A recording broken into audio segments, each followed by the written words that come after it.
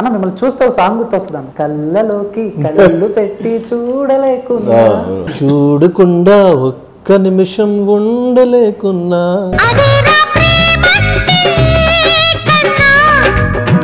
ఆదిత్య గారిని ఎవరైనా కావాలని తొక్కేశారను? నాకు ఏమీ బ్యాక్గ్రౌండ్ లేదు. 3 years ఒక డిప్రెషన్కి వెళ్ళాను. లాహిరి చూసుకుంటే పక్క హరికృష్ణ గారు ఆ రోజులు గుర్తు చేసుకుంటే ప్రతి స్టంట్ హరికృష్ణ గారుని అస్సలు డూప్కి యూజ్ చేయలేదు. దహనం ఈ స్క్రిప్ట్లో మీకు ఏం నచ్చింది? ఒక గుడికి వెళ్ళినప్పుడు ఎలా ఫీల్ అవుతాను నేను చెప్తే మీ ఇంటర్వ్యూ పూర్తి అవుతుంది. విలంగా చేయొచ్చు, చేస్తారా? 100% చేస్తాను. ఏదైనా ఒక సినిమా చూసి లేకపోతే ఒక క్యారెక్టర్ చూసి నేను చేసుంటే బాగుండేది అని అనిపించింది, ఏమైనా అనిపించింది ఉందన్న? విక్రమ్ సినిమాలో కమల్ హాసన్ గారు. Hi viewers, welcome to our channel. నేను మీ చందు. సో ఈరోజు మీ ముందుకు ఒక గెస్ట్ని తీసుకొచ్చేసాను. ఆయన ఎవరో కాదు, సో మీ అందరికీ బాగా తెలుసు అనమాట. పేరు వినంగానే ఇలా గుర్తుపట్టేస్తారు, ఆయనే ఆదిత్య ఓం గారు. దహనం అనే సినిమాతో మళ్ళీ మరొక ఎక్స్పెరిమెంట్లతో మన ముందుకు రాబోతున్నారన్నమాట. మనతో ఉన్నారు డైరెక్టర్ సార్ కూడా, వాళ్ళతో మాట్లాడేద్దాం, సినిమా గురించి తెలుసుకుందాం. హలో ఆదిత్య గారు. హలో అండి, నమస్తే. నమస్తే, ఎలా ఉన్నారు? బాగున్నాను అన్న మిమ్మల్ని చూస్తే ఒక సాంగ్ గుర్తొస్తుంది అన్న. ఏ సాంగ్ అది తెలుసు? కళ్ళలోకి కళ్ళు పెట్టి చూడలేకున్నా. ఇది పాడతారు ఒకసారి ఏమన్నా? చూడకుండా ఒక్క నిమిషం ఉండలేకున్నా, పంచదార ఎంత తిన్నా చేదుందండి, చింతపండే కారుమైనా చంపుతుందండి, అదేరా ప్రేమంటే కన్నా. చిన్నప్పుడు సినిమాలు చూస్తూ పెరిగాం. మా చిన్నప్పుడు బేసిక్గా మీరు చూస్తూ ఉన్నాం, మీ ఇన్స్టా అవన్నీ ఫాలో అవుతూ ఉన్నాం, కొత్త కొత్త ఎక్స్పెరిమెంటల్ చేస్తూ ఉంటారు. సో ఏంటి గ్యాప్ ఏంటి కొంచెం తెలుగులో? నేను వాంటెడ్గా గ్యాప్ తీసుకోలేదు. కొన్ని సినిమాలు వర్కౌట్ అవ్వలేదు, నేను చేసిన కొన్ని మంచి సినిమాలు మంచి రిలీజ్ అవ్వలేదు. సో కొంచెం గ్యాప్ వచ్చిందండి తెలుగు ఇండస్ట్రీకి. కానీ అదే సేమ్ టైంలో హిందీ ఇండస్ట్రీలో మంచి ఒక డైరెక్టర్గా, ఒక రైటర్ డైరెక్టర్గా ఒక స్థాయికి, ఒక పొజిషన్కి వచ్చానండి. సో అక్కడ కొంచెం స్టెబిలిటీ దొరికిందండి. నెక్స్ట్ తెలుగు ఇండస్ట్రీలో ఒక రీఎంట్రీ లాంటివి చేస్తున్నాను. ఈ సంవత్సరాలకి నాకు 5 films రిలీజ్లో ఉంది. సో శుభ ప్రారంభం దహనం నుంచి. కెరీర్ స్టార్టింగ్ లో చూసుకుంటే లాహిరి ఆ తర్వాత చేసిన కొన్ని సినిమాలు ధనలక్ష్మి, అవన్నీ కూడా ఒక అంటే ఎలాగుండే ఒక డిఫరెంట్ కాన్సెప్ట్ తో ఉంటాయి. అండ్ మీరు చేసిన హీరోయిన్స్ కూడా స్టార్ హీరోయిన్స్. అలాంటి ఆదిత్యన్న సో సడన్ గా ఎందుకు డ్రాప్ అయ్యారంటే రీజన్ ఏం చెప్తారు? రీజన్ ఎవరికి తెలియదండి. ఎందుకంటే ఇది మా సినిమా ఇండస్ట్రీలో చాలా కారణాలు ఉన్నాయి, కానీ ఒక ప్రముఖ కారణం అంటే luck is a very big factor. ఎందుకంటే టాలెంటెడ్ చాలామంది ఉన్నారు సినిమా ఇండస్ట్రీలో, కానీ పెద్ద సక్సెస్ ఓన్లీ మాత్రం 5, 6, 10 పీపుల్స్కి దొరుకుతుంది. సో అది కూడా ఒక కారణం. సో ఆ కారణం అప్పుడు కూడా నాకు తెలియదు, ఇప్పుడు కూడా నాకు తెలియదు. నా కెరియర్ ఎందుకు మళ్ళీ స్టార్ట్ అయింది, ఈ కారణం కూడా నాకు తెలియదు. ఆల్మోస్ట్ బట్ నా తరపున నేను 100% బెస్ట్ చేయడానికి ఎప్పుడైనా ఆ ప్రయత్నాలు ఉన్నా, ఎప్పుడైనా లైఫ్లో. So that is what I want to do. I want to give my best any time. నేను యాక్టింగ్ చేసినప్పుడు, డైరెక్షన్ చేసినప్పుడు, what ever I'm doing, I want to do my best అండి. ఓకే, డైరెక్టర్ సార్ మూర్తి గారు. So trailer చాలా బాగుంది, దహనం and concept చాలా బాగుంది. ఈ మధ్యన ఏ సినిమాలు చూసినా, ఏ ట్రైలర్ చూసినా చాలామంది వేరే సినిమాలతో కంపేర్ చేస్తుంటారు. ఆ విషయాన్ని పక్కన పెట్టేస్తే సో ఎంచుకున్న కాన్సెప్ట్ అంటే ఎలా ఉంటుందంటే కొన్ని పక్కన వాళ్ళని కించపరచకుండా, ఎవరిని హర్ట్ చేయకుండా చాలా స్మూత్గా తీసుకెళ్ళాలి. సో ఎంతవరకు మీరు జాగ్రత్త తీసుకున్నారు? సో ఆయన ఆదిత్య గారి సపోర్ట్ ఎంతవరకు ఉంది ఈ స్క్రిప్ట్లో? నేను ఫస్ట్ స్క్రిప్ట్ చేసేటప్పుడు మొత్తం అంతా బౌండ్ చేసుకున్న తర్వాత ఫస్ట్ నరేట్ చేద్దామని మామూలు ఫోన్లో మాట్లాడి చెప్పడం జరిగిందండి. చెప్పిన తర్వాత సార్ ఫస్ట్ విన్నారు. అప్పటికి మాకు పెద్ద పరిచయాలు కూడా లేవండి. ఒకసారి కలిసిన తర్వాత అది కలవంటే ఆయన గుర్తుండదు, నాకు గుర్తుంది ఎక్కడ కలిసినప్పుడు కూడా. కాల్ చేసి మాట్లాడితే సబ్జెక్ట్ చెప్పాను. చెప్పినంత లైన్ చెప్పేసరికి విన్నారు. విన్న తర్వాత చెప్పండి, కాల్ కట్ అయింది. కాల్ కట్ అయింది అంటే ఏంటి నాకు కాల్ కట్ అయిందంటే సబ్జెక్ట్ అంటే జనరల్గా లవర్ బాయ్ ఇలా ఫన్నీగా ఫంకీగా చేసే అబ్బాయికి నేను ఈ కథ చెప్పడం కూడా కరెక్టే కాదని అనుకున్నాను. నేను ఇమేజినేషన్లో ఒకటి ఉన్నా, అతన్ని ఇమేజిన్ ఈ కథ చెప్పినప్పుడు ఆయన ఎందుకు రియాక్ట్ అవుతారు, సరే ఒంబే ఫోన్ కట్ అయింది కదా వదిలేసి నేను చేయలే. 1 hour 9:30కి 12కి నేను బైక్ మీద వెళ్తుంటే ఫోన్ వచ్చింది. సార్ సారీ సార్ అండి సమ్ ప్రొడ్యూసర్ వచ్చి కూర్చున్నారు అన్నారు. సరే అయితే ఓకే సార్ అయితే అన్నా. అంటే ఇందాక ఏదో వదిలేస్తాను కదా కదా అంటే అవునండి అంటే మీకు అంత ఇంట్రెస్ట్ ఉండకపోవచ్చేమో కదా, అది ఒక ఫిలాసఫీ చెప్పి కదా బుక్గా అయితే బాగుంటుందని అనుకోని అని అంటే, లేదు మూర్తి గారు మీరు ఎక్కడి నుంచి చెప్పారో అక్కడి నుంచి నేను ముందు బిఫోర్గా చెప్తున్నానని చెప్పి నేను చెప్పిన దానికి ఒక నరేట్ చేసిన ఒక 10 minutes బ్యాక్కి వెళ్ళి అక్కడి నుంచి ఆ మూడు కోసం ఆ మూడు కోసం అక్కడి నుంచి మొదలు పెట్టమన్నారు. అంటే 2 hours ఈయన నెంబర్ ఆఫ్ పర్సన్స్తో అక్కడ మీట్లో ఉన్నారు, అన్నీ చేశారు. మళ్ళీ నేను చెప్పిన కథలో వెనక్కి వెళ్ళి అక్కడి నుంచి చెప్పమన్నారు. మళ్ళీ 1 hour మళ్ళీ నరేట్ చేశాను. చేసిన తర్వాత ఈయన అడిగారు మీకు ప్రొడ్యూసర్ ఉన్నారా అని అడిగారు. అప్పుడు ప్రొడ్యూసర్ 50-50 ఛాన్స్లో ఉంది నాకు. అంటే వాళ్ళు ప్రొడ్యూసర్ ఓకే కానీ వాళ్ళు కమర్షియల్ ఫార్మేట్లో చేయాలంటారు. నేనంటే కమర్షియల్ ఫార్మేట్ వద్దు, నాకు డబ్బులు వస్తాయి రావాలని డిసైడ్ చేసుకునే సినిమా కాదు ఇది, అలానే డబ్బులు వచ్చి నేను తెప్పిస్తానని నమ్మకం నాకైతే లేదు ఈ కథ మీద అంటే ఈయన ఏమన్నారు, మూర్తి గారు కథను నమ్ముకున్నారు, కథను నమ్ముదాం, మీకు ఎవరూ లేకపోతే ఒక 6 monthsలో మనం చేద్దాం, నేను రెడీ మనం చేద్దాం అన్నారు. ఇమీడియట్లీ 1 month 2 months తర్వాత నుంచి ఇంకా నేను ఏమైనా లొకేషన్కి వెళ్ళినా లేదంటే ఏమైనా చెప్తున్న పరిస్థితి కూడా చాటింగ్లోని చేసుకుంటూ వెళ్ళేవాళ్ళం. వెళ్ళేసరికి అలా 8 monthsకి మొత్తం టీం అంతా సెట్ చేసేసరికి నాకు మ్యూజిక్ డైరెక్టర్ సింగర్ అనుకున్న వ్యక్తిని ఆటోమేటిక్గా కొన్ని కారణాల వల్ల అతనికి కూడా కథ బాగా నచ్చి సార్ డాక్టర్ సతీష్ గారు వాళ్ళు వీళ్ళు ఎందుకు మనమే చేద్దాం అని అన్నారు. ఆ బాబాయ్ అతను నాతోటి అప్పుడు నాకు ఈ తరుణం అబ్బాయి వీళ్ళందరూ నాతో ట్రావెల్ చేసిన తర్వాత నాకు డిఓపి కెమెరామ్యాన్ ఫస్ట్ నుంచి ఒకటి చెప్తాడు, మూర్తి గారు ఈ కథ అయితే నేనే చేస్తాను, కెమెరా డబ్బులు తర్వాత మ్యాటరు, నేను చేసే సినిమాకి ఇచ్చే డబ్బులు ఇవన్నీ పక్కన పెట్టండి, ఈ కథను నమ్మి ఉన్నారు మీరు కూడా హ్యాపీగా ఉన్నారు, అది ఆదిత్యం గారు ఎంత సపోర్ట్ చేస్తాడు నేను ఎందుకు చేయనండి అని అతను కెమెరామ్యాన్ వచ్చారండి. ఇంకా డాక్టర్ గారు వచ్చిందని నుంచి ఆయన జాయిన్ అయిందని నుంచి ఇంకా సినిమా అన్నది ఒక అయిపోయింది. డాక్టర్ గారు ఆదిత్య గారు కనెక్ట్ అయిపోయి ఒక బ్రదర్స్ లాగా వెళ్ళిపోయారండి వాళ్ళిద్దరు. ఓకే, ఆ సర్కిల్లో వాళ్ళిద్దరు బ్రదర్స్ అయిపోయారు. ఒక టీం అండి. నేను ఈరోజు ముందు ఉన్నానంటే దీని వెనకాల చాలామంది ఉన్నారండి, అర్థమవుతుంది నాకు. అంటే సోలో స్క్రిప్ట్ అన్నీ నేనున్నా ఈయనున్నా చేయడానికి వెనకాల నాకు ఎంతమంది ఉండి నన్ను ముందుకు తోస్తేనే కానీ ముందుకు రాగలను. అంటే వాళ్ళందరినీ పేరు నేను కొత్తదని చెప్పాలంటే ఆ టైం నాకు దొరక నేను చెప్పట్లే. కానీ ఇంత మంచి సినిమా చేయడానికి నన్ను ముందున్న వెనకాతలు ఉన్న వ్యక్తులు చాలామంది ఉన్నారు, అది ఒక్కటే కాదు క్రియేట్. ఆదిత్యన సో మీ సరే బ్యాక్కి వెళ్తే ఎలాగుంటుందంటే ఇంటి పక్కన అబ్బాయిలాగా మీ యాక్టింగ్ అన్నీ ఉంటాయి.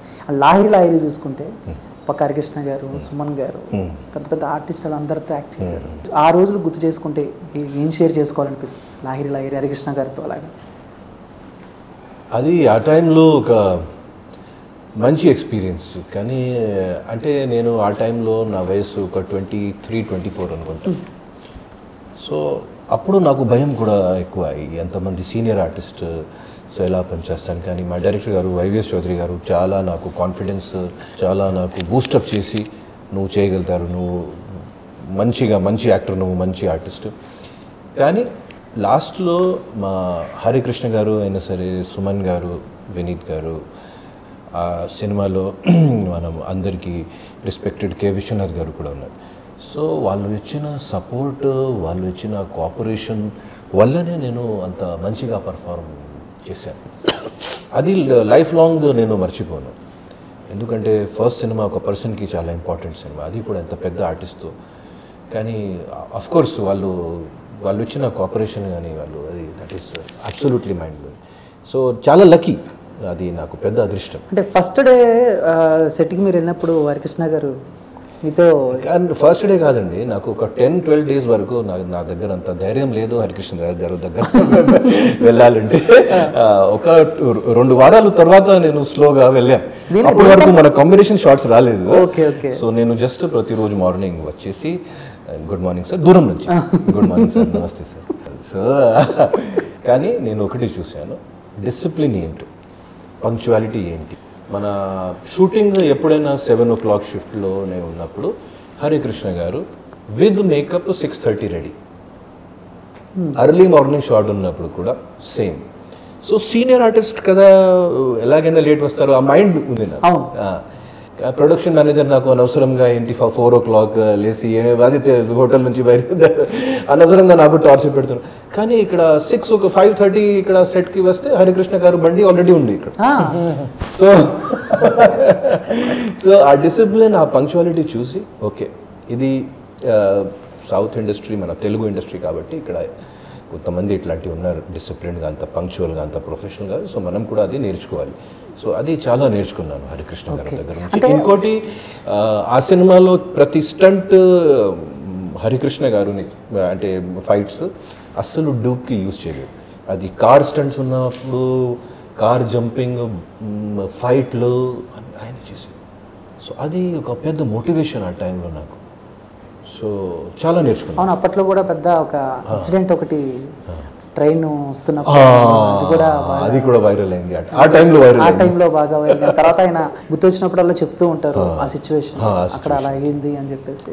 సో మాకు చాలా నేర్చుకున్నాను, మంచి ఎక్స్పీరియన్స్ నాకు. ఓకే. సో దహనం ఈ స్క్రిప్ట్లో మీకు ఏం నచ్చింది? అంటే ఈ దహనం స్క్రిప్ట్లో, దహనం యాక్చువల్లీ ఇది ఒక సినిమా కాదండి. దహనం ఇది ఒక ఫీలింగ్, ఒక ఎమోషన్. ఈ సినిమా గురించి చెప్పాలంటే సినిమా చూడాలి ఫస్ట్ ఆఫ్ ఆల్. సినిమాలో అంటే వేరే సినిమా లాంటి కామెడీలు, సాంగ్లు, ఇంటర్వల్ బ్యాంగ్స్ అట్లాంటివి ఏం లేదండి ఈ సినిమాలో. కానీ సినిమాలో ఒక హిప్నోటైజింగ్ ఫ్యాక్టర్ ఉంది, సినిమాలో ఒక డీప్ ఫిలాసఫీ ఉంది. మేము ఒక మంచి తీర్థంకి కానీ, ఒక ఆలయంకి కానీ, ఒక గుడికి వెళ్ళినప్పుడు ఎలా ఫీల్ అవుతాను, సేమ్ ఫీలింగ్ మాకు ఈ సినిమా చూసినప్పుడు కూడా వస్తుంది. సో దహనం సినిమాలో ఒకే ఒక పాయింట్ కాదండి, నేను చెప్తే మీ ఇంటర్వ్యూ పూర్తి అవుతుంది కానీ ఒక షార్ట్లో చెప్పాలంటే ఇది ఒక స్పిరిచువల్ జర్నీ. అది ఇంకోటి ప్లస్ పాయింట్ ఏంటంటే ఆ జర్నీలో బోర్డమ్ ఎక్కడైనా లేదు. ఆ జర్నీలో ఆడియన్స్కి కనెక్టివిటీకి చాలా పాయింట్లు ఉన్నాయి. ఎందుకంటే ఈ విషయాలు, ఈ మనం కులాల గురించి, మతాల గురించి ఈ విషయాలు ఎప్పుడు కూడా చాలా బర్నింగ్ విషయాలు. ఇది నెక్స్ట్ మా ట్రెడిషన్ ఏంటో, మా ట్రెడిషన్ ఏంటి, మా ట్రెడిషన్కి ఎలా రక్షించాలి, మా ట్రెడిషన్కి ఎలా మెయింటైన్ చేయాలి, కల్చర్ ఏంటి, రిలీజన్ ఏంటి, ఈ క్వశ్చన్స్ చాలా మా డైరెక్టర్ గారు చాలా డీప్గా వెళ్ళి ఈ క్వశ్చన్స్ కోసం వెతకడం జరిగింది ఈ సినిమా ద్వారా. సో సినిమా డెఫినెట్లీ ఒక ఎక్స్పీరియన్స్ అండి. సూపర్. అయితే మీ గెటప్ కూడా చాలా బాగుంది. అంటే మీరు కొంచెం కాదు, మీరు యంగానే ఉంటారు. అంత యంగ్ ఎప్పుడు కాదండి. నేను చెప్పాను కదా ఫస్ట్ నుంచి మీరు ఒక ఎక్స్పెరిమెంటల్ చేస్తూ ఉంటారు. మీరు అంత యంగ్గా ఉన్నా కూడా ఒక అమ్మాయికి తండ్రిగా యాక్ట్ చేయడం అనేది నిజంగా గట్స్ ఉంటుంది. చేయాలి ఈరోజు. ఎందుకంటే ఆడియన్స్ టేస్ట్ కూడా చాలా, ఆడియన్స్ టేస్ట్లో కూడా డైరెక్టర్ గారు చాలా మార్పులు వచ్చింది. సో ఈ అన్ని ఓటీటీ అన్నీ చూసిన తర్వాత ఆడియన్స్లు ఇది అందరికీ అంటే మేము ఒక కొత్త రకంగా, కొత్త రూపంగా చూపించాలి. ఎందుకంటే ఆడియన్స్ టేస్ట్ ఇప్పుడు వాళ్ళు కొరియన్ సినిమాలు కూడా చూస్తున్నారు, తమిళ సినిమాలు, బాలీవుడ్, హాలీవుడ్ అన్నీ చూస్తున్నారు. సో మాదో ఏదైనా స్పెషల్ ఉంటే మేము అది చూపించాలి. ఆడియన్స్కి స్పెషల్ కనిపిస్తేనే ఆడియన్స్ ఓటీటీలోనే కానీ సినిమాలోనే చూస్తారు ఈరోజు. అదర్వైజ్ మీరు ఎంత పెద్ద యాక్టర్ ఉన్నప్పుడు కూడా, మీరు ఎంత మెగా స్టార్ ఉన్నప్పుడు కూడా ఆడియన్స్ చూడరు. ఓకే. ఒకటి 2000 నుంచి స్టార్ట్ చేసుకుంటే ఆ సెటప్ టైంలో సో మీరు కానీ, ఉదయ్ కిరణ్ గారు కానీ, తరుణ్ గారు కానీ, ఆకాష్ గారు కానీ ఒక యంగ్ హీరోస్, అంటే చాలా ఆర్టికల్స్ అవన్నీ కూడా నెక్స్ట్ జనరేషన్ వీళ్ళదే అనే దాంట్లో ఇంకో 2-3 పేరు చెప్తాను. ఆర్ఎన్ రాజేష్ గారు, రోహిత్ గారు. అవును, చెప్పండి. అంటే నెక్స్ట్ జనరేషన్ వీళ్ళదే. అలా హిట్లు బ్యాక్ టు బ్యాక్ హిట్లు ఇచ్చి ఎంతో మంది అమ్మాయిల హృదయాన్ని దోచుకున్న మీరేనే కదా మొత్తం. సడన్ గా అందరికీ అలాగే జరిగింది. కొంచెం మీరు ఎప్పుడైనా డిస్కస్ చేసుకున్నారు సరదాగా? ఎప్పుడైనా క్రికెట్ ఆడతా కలిసినప్పుడు, సరదా పార్టీలో కలిసినప్పుడు తరుణ్ గారితో ఏంటి మన కెరీర్ ఇలా ఆ టైప్ లో ఏమన్నా జరిగిందంటారు? సో ఆ టైంలో ఉన్నప్పుడు మీ ఫ్రెండ్స్ అలా ఎవరున్నారు ఎక్కువ? సినిమా ఇండస్ట్రీలో ఫ్రెండ్షిప్స్ అనేది వర్డ్ ఉండదు. ఇక్కడ ఓన్లీ మాత్రం commercial relations, working relations. Sai Kumar గారు చెప్పింది కరెక్ట్. అయితే అవసరానికి దారులు తొక్కే పాత commercial relations. Commercial relation and working relations. మేము ఒక సినిమాలో వర్క్ చేసినప్పుడు మాకు ఒక ఫ్రెండ్షిప్ కూడా పెరుగుతుంది అన్ని. కానీ సినిమా ఫినిష్ అయిన తర్వాత మేము వేరే ప్రాజెక్ట్లో, వాళ్ళు వేరే ప్రాజెక్ట్లో, అది కూడా సో ఫ్రెండ్షిప్స్ అనేది వర్డ్ ఇక్కడ ఏం లేదు.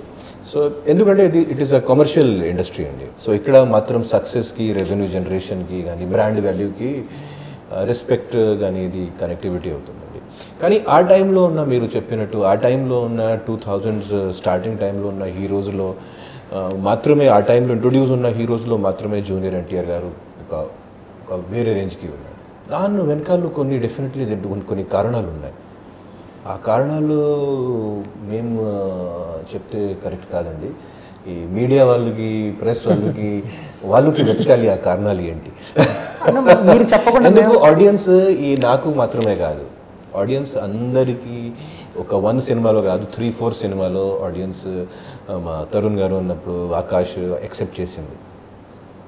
అది తర్వాత ఏం జరిగింది, ఎలా జరిగింది, ఇండస్ట్రీ ఎందుకు మారింది,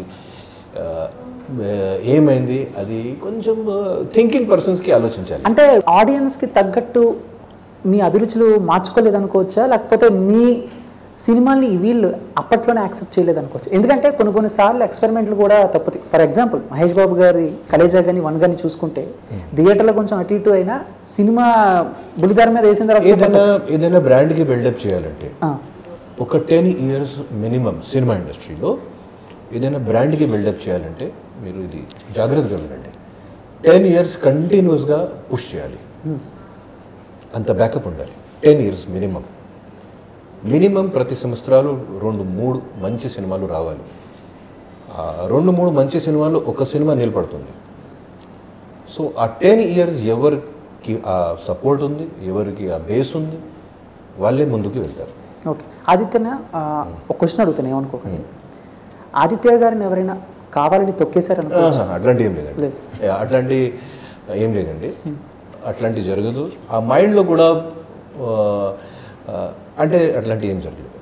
సో కానీ బట్ ఇంకొక విషయం ఏంటంటే, సో ఈ 10 years నా మాటకి వస్తే, ఈ 10 years కంటిన్యూస్గా ఒక హీరోకి, ఒక బ్రాండ్కి పుష్ చేసిన తర్వాత ఆ బ్రాండ్ నిలబడుతుంది.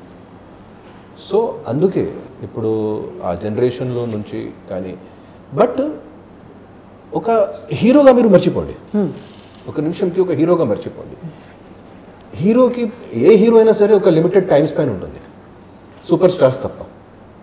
కానీ ఒక ఆర్టిస్ట్గా, ఒక యాక్టర్గా నాకు ఎన్ని అవసరాలు, ఎన్ని ఉన్నాయి.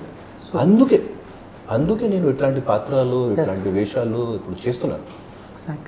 So because I'm not only a hero. నాకు సినిమా ఇండస్ట్రీ అంటే ఎంత ఇష్టం, నేను స్పాట్ బాయ్ కూడా హాయిగా పనిచేస్తాను. నాకు అంత ఇష్టం, అంత ప్యాషన్ సినిమాల మీద. నాకు సినిమా సెట్లో ఉండాలి, సినిమా షూటింగ్కి రావాలి ప్రతిరోజు. సో నేను ఆ టైం కూడా, నా వయసు చాలా చిన్నది, కానీ నేను ఎక్కువ పట్టించుకోలేదు నా ఫెయిలియర్కి కూడా, నా సక్సెస్కి కూడా. నాకు ఏమీ బ్యాక్గ్రౌండ్ లేదు. నా father government officer, mother teacher. నేను పుట్టింది ఇక్కడ కాశీ. సో చిన్నగా కూడా నేను పట్టించుకోలేదు, సక్సెస్కి కూడా ఫెయిలియర్.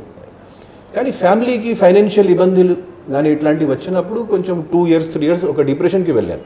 అది వేరే మ్యాటర్. దానం గురించి అది మేము అడగకూడదు, ఆయన చెప్పకూడదు కూడా, పర్సనల్ విషయం కాబట్టి. సరే ఆదిత్య అంటే మధ్యలో మీరు వదులుకునే సినిమాలు ఏమైనా ఉన్నాయా? అంటే ఆ టైంలో ఈ లాహిర్ లాహిర్ ఈ వరుస సక్సెస్లో ఉన్నప్పుడు ఆ తర్వాత వదులుకున్న సినిమాలు ఏమైనా ఉన్నాయా మీ దాకా వచ్చి వేరే కారణాల వల్ల? అంటే వాళ్ళు హిట్ అయ్యాయని అభిప్రాయం? హిట్ అయ్యాయా? విష్ లిస్ట్, ఒక లాంగ్ లిస్ట్ ఉంది. మీరు సైన్ చేసి వదిలేసిన సినిమా అది హిట్ అయింది అనుకో, నాకు కొంచెం స్టోరీ ఐడియా ఉంటుంది. నేను నా తరపున సినిమాలకి వదలలేదు,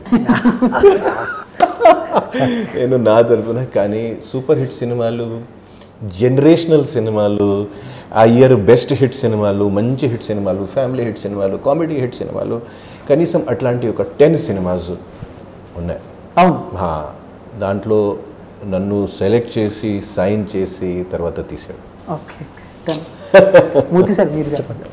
అంటే ఆయనతో ఇలాంటి సినిమా చేయాలి, ఆదిత్య ఓం గారితో ఇలాంటి గెటప్ వేయించాలి, నిజంగా గట్స్ ఉండాలి.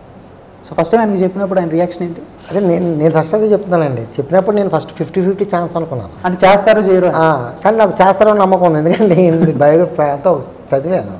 అంటే ఈయన ఫిలాసఫీ ఉందని, నెక్స్ట్ ఈయన చేసిన ఫైన్ ఆర్ట్ స్టూడెంట్స్ ఇన్స్టిట్యూట్ ఇవన్నీ చూశాను ఫేస్బుక్లో. చూసిన తర్వాత కాంటాక్ట్లోకి వెళ్ళాను. ఓకే, అంటే మ్యాక్సిమము ఫైన్ ఆర్ట్ స్టూడెంట్స్కి డ్రామా ప్లే చేసే వాళ్ళకి కొన్ని ఉంటాయండి.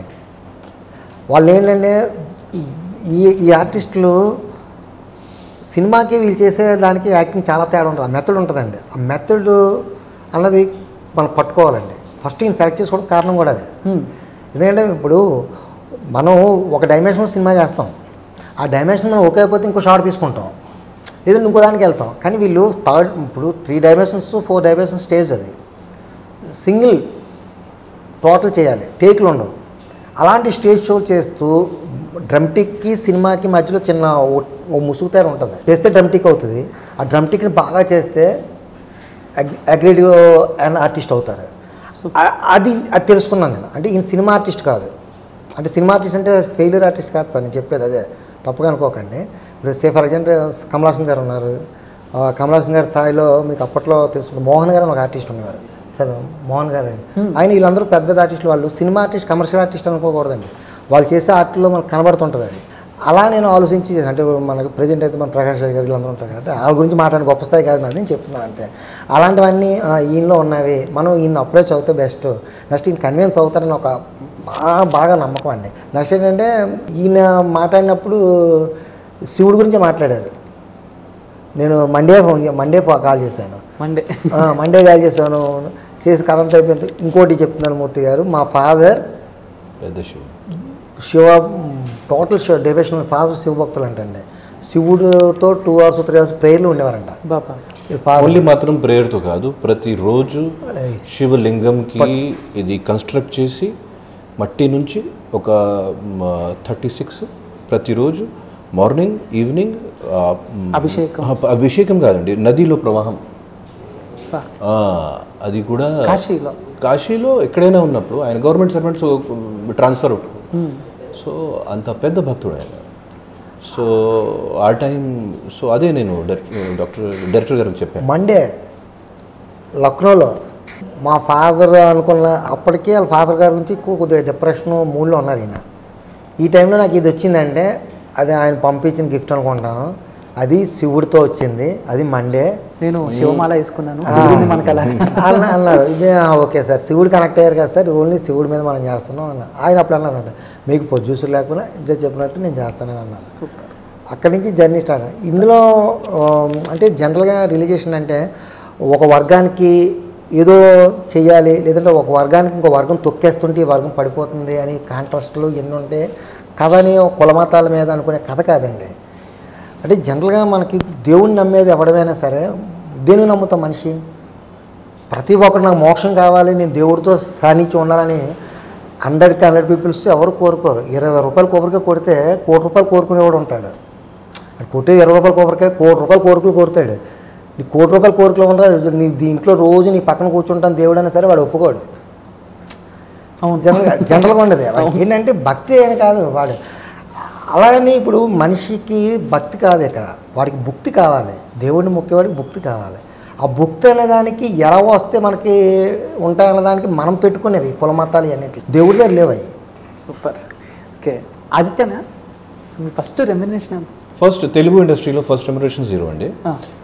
ఆ టైంలో నేను ఆల్రెడీ ఒక ఫేమస్ టీవీ సీరియల్ ఆర్టిస్ట్ హిందీలో. సో వైవిఎస్ చౌదరి గారు ఈ ఆఫర్ ఇచ్చినప్పుడు, అంటే నిన్న మొన్న ఫంక్షన్లో వైవిఎస్ చౌదరి గారు నా గురించి చెప్పాడు. సో అది కొంచెం వైరల్ అయింది. సో నేను అప్పుడు ఒక ఎస్టాబ్లిష్డ్ టీవీ సీరియల్ ఆర్టిస్ట్ అండి హిందీలో. ఆ టైంలో ఇయర్ 2000లో 2001లో ఈజీగా ఆ టైంలో నాకు 40,000 35,000 ఒక మంత్లో ఒక నెలలో సంపాదించిన వారు. ఆ టైంలో కింగ్, అమౌంట్కి కింగ్ ఆ టైంలో. సో ఒక 23-year-old అబ్బాయి ఆ టైంలో అంత అమౌంట్ ముంబైలో సంపాదించంటే మీరు అనుకోండి. సో ఏమీ రెస్పాన్సిబిలిటీ లేదు. సో కింగ్ లాంటి నడుస్తుంది అప్పుడు లైఫ్. సో ఇది ఒక స్థాయి వరకు వచ్చాను టీవీ ఇండస్ట్రీలో. నెక్స్ట్ చూస్తే వైవిఎస్ చౌదరి గారికి ఇది రోల్ మీరు చేయాలి, 1 year కోసం అన్నీ వదలాలి, గడ్డం పెంచాలి, ఇది అన్నీ చెప్తే తెలుగు నేర్చుకోవాలి. ఇది సార్ నేను ఒక 2 years స్ట్రగుల్ చేసిన తర్వాత హిందీ ఇండస్ట్రీలో ఒక స్థాయికి వచ్చాను. ఇప్పుడు అన్నీ వదిలేసి ఎలా రావాలి, మీరు ఎంత నాకు ఇస్తారు? సో అది ఇంటర్నెట్ యుగం కాదు కదా, ఆ ఇంటర్నెట్ కాలం కాదు ఆ టైంలో.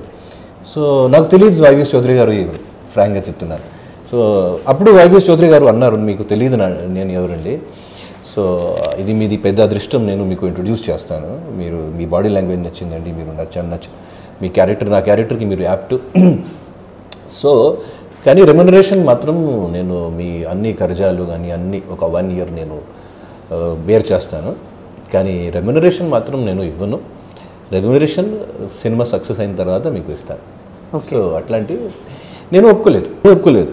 కానీ ఏమైంది, ఒక 2-3 సినిమాల నుంచి, మంచి హిందీ సినిమాల నుంచి వాళ్ళు నాకు తీశారు. ఆ సినిమాలు వర్కౌట్ అవ్వలేదు. సో నాకు ఇప్పుడు కూడా గుర్తుంది, ఇయర్ 2000 హోలీ ఇయర్ 2000 హోలీ టైంలో నేను వైవిఎస్ చౌదరి గారికి హోలీ మార్నింగ్ కాల్ చేసి, సార్ మీ ఆఫర్ ఇప్పుడు కూడా ఉందా, నేను రావచ్చు, నేను చేసుకోవచ్చు. సో వైవిఎస్ చౌదరి గారు అప్పుడు ఏమన్నారు, మీరు ఫస్ట్ ఫ్లైట్ కానీ ఫస్ట్ ట్రైన్ ఎక్కేసి హైదరాబాద్కి వచ్చేయండి. సో నేను చెప్పాను, సార్ ఇది first flight I cannot come, ఎందుకంటే నాకు కొన్ని సీరియల్స్ నడుస్తున్నాయి, నేను రేపటి నుంచి వాళ్ళకి నోటీస్ ఇస్తాను. నోటీస్ నాకు సినిమా దొరికిందండి, kindly wind up my character అని. So okay. సో ఒక 1 monthలో మిగతా అన్ని షూటింగ్స్, ముంబైలో ఉన్న షూటింగ్స్ పూర్తి చేసి నేను హైదరాబాద్ వచ్చాను. సో చూసే నెక్స్ట్ సినిమాకి 1.5 year పడింది. ఆ 4 months అనుకున్నా, 4 monthsలో సినిమా కంప్లీట్ అయ్యి బయటికి వస్తుంది. ఆ సినిమాకి మధ్యలో సినిమా ఒక 6 months ఆగిపోయింది. సో అప్పుడు మళ్ళీ ఇప్పుడు ముంబైలో అందరికీ తెలిసింది, ఈయన ఒక హీరో కోసం వెళ్ళారు అక్కడ సౌత్ ఇండస్ట్రీలో. సో మళ్ళీ ముంబైకి రావడం, మళ్ళీ అందరి దగ్గర అన్నీ ఆలోచిస్తున్నా, మళ్ళీ అందరి దగ్గర వెళ్ళడం, మళ్ళీ వర్క్ అడగడం, ఏంటి ఇలా, ఏంటి లైఫ్ ఖరాబ్ అయింది, ఏంటి అది. లక్కీ కావాలి. సో సక్సెస్ అయిన తర్వాత అంటే సక్సెస్ అయిన తర్వాత ఇస్తాను అన్నారు కదా. ఎప్పుడైనా నేను యాక్చువల్గా ఎవరైనా సరే సినిమా ఇండస్ట్రీ ఆర్టిస్టులకి, సార్ సినిమా ఇండస్ట్రీ ప్రముఖ, మేము సినిమా హీరోలు చూసి మేము సినిమా ఇండస్ట్రీకి వచ్చాను. అంటే ఇక్కడ ఎన్టీఆర్ గారికి చూసి చాలామంది ఇన్స్పైర్ అయ్యి సినిమా ఇండస్ట్రీకి వచ్చాడు.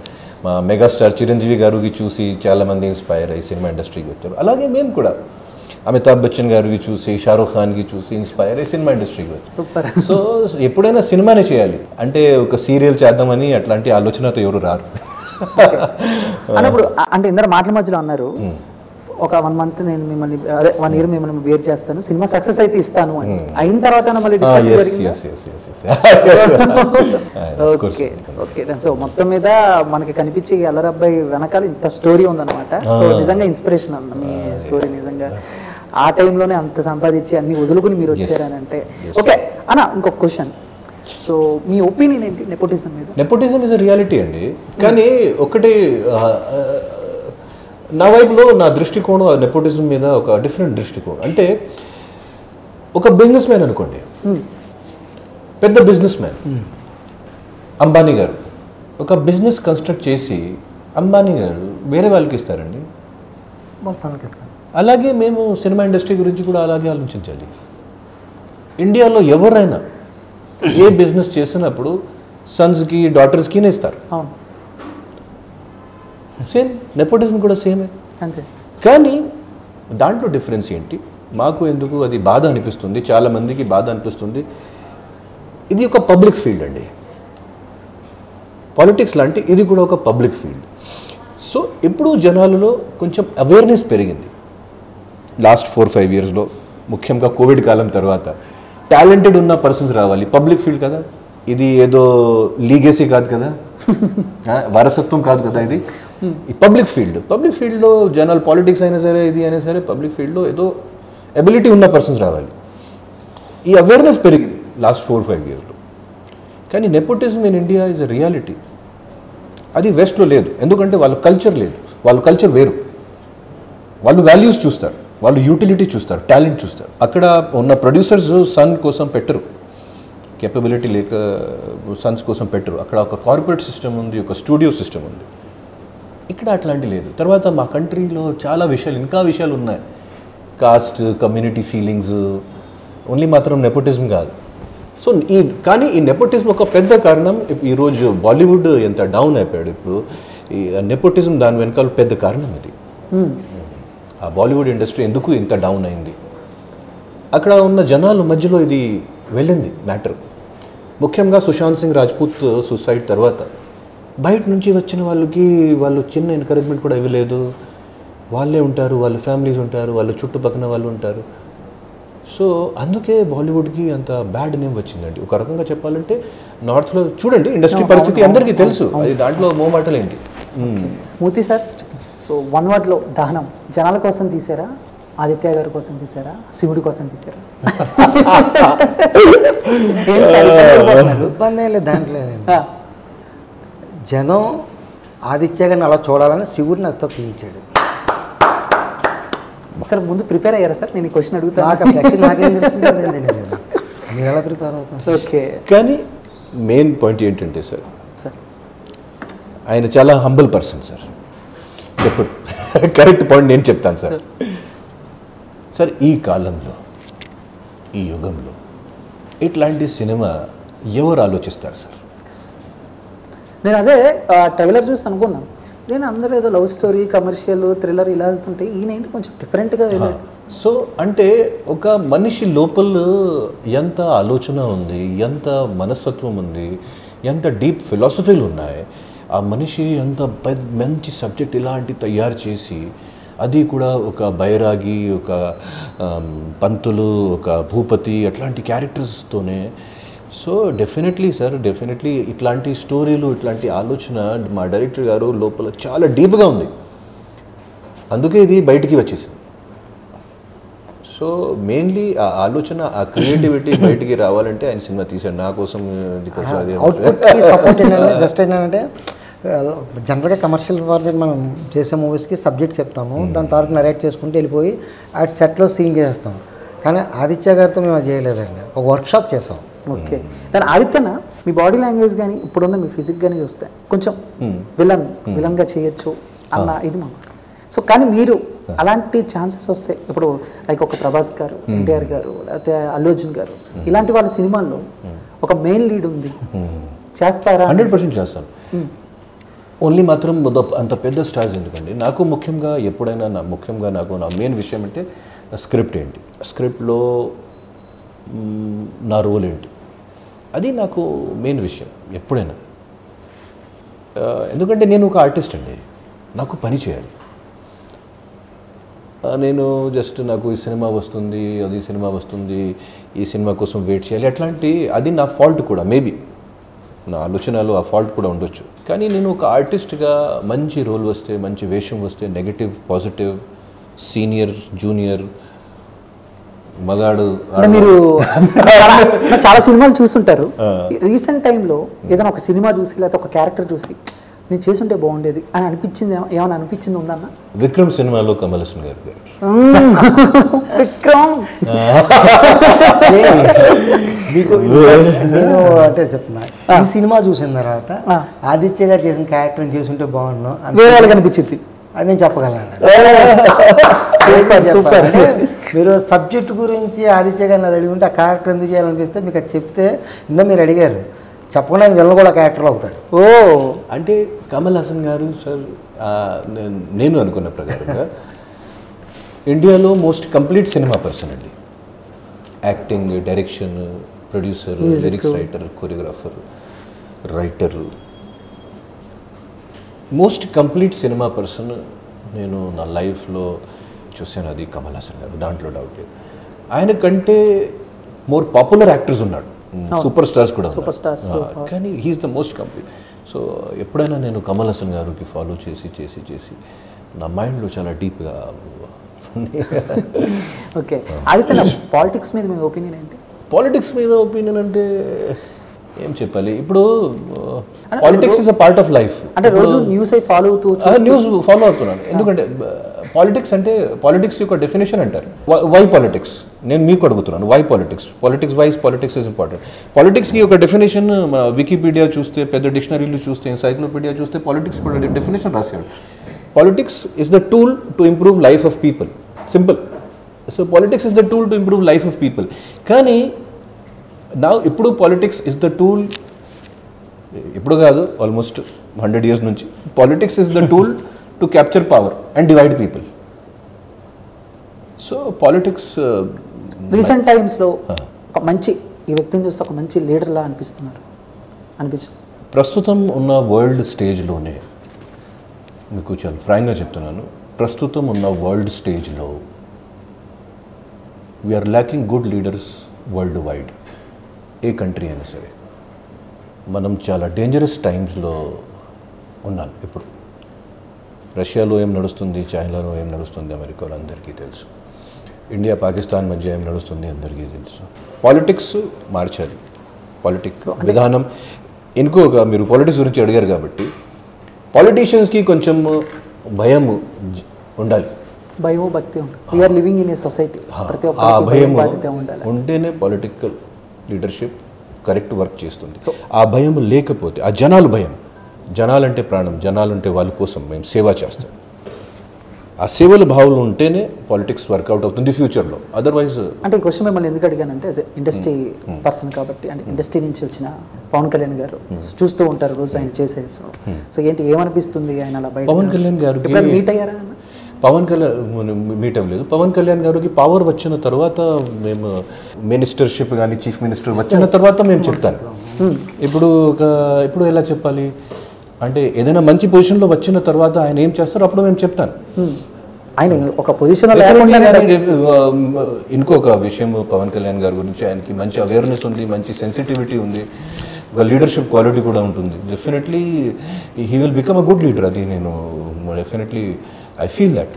ఓకే. బట్ ఒక పొజిషన్, ఒక పవర్లో ఉన్న పొజిషన్ వచ్చిన తర్వాత we can confirm and say. ఫైనల్గా ఈ దహనం అనే సినిమా సో ఇండస్ట్రీలో ఎవరికైనా చూపిద్దాము. సో వీళ్ళ చేతుల మీద మనం ఇలాంటి ఏమైనా ప్లాన్ ఉందా మీకు? ఆల్రెడీ చాలా మందికి మేము చూపించాను సినిమా. ఇండస్ట్రీలో ఆల్మోస్ట్ 200-300 పర్సన్స్ చూశాడు, అప్రిషియేట్ కూడా చేశాడు, రిలీజ్ చేయడానికి కూడా ముందుకు వచ్చాడు. అన్నీ జరిగిందండి. ఓకే. సో అందరూ చాలా అప్రిషియేట్ చేసి వేరే వేరే రకంగా వాళ్ళ తరపున వాళ్ళు సపోర్ట్, మోటివేట్ అందరూ చేస్తున్నారు. Okay, thank you so much Aditya అన్న. సో దహనం మంచి సక్సెస్ అవ్వాలి, అందరిలో అవేర్నెస్ తీసుకురావాలి. అండ్ మూర్తి సార్ మీరు ఇంకా మళ్ళీ ఇలాంటి కాన్సెప్ట్తో రావాలి. అండ్ ఇందాక నేను కోరుకున్నట్టు మీరు ఇలాంటి సినిమాలు చేస్తూనే మంచి ఒక స్టైలిష్ విలన్గా కూడా చేయాలని ఫ్యాన్స్ కోరుకుంటున్నారన్న. Thank you so much. Thank you.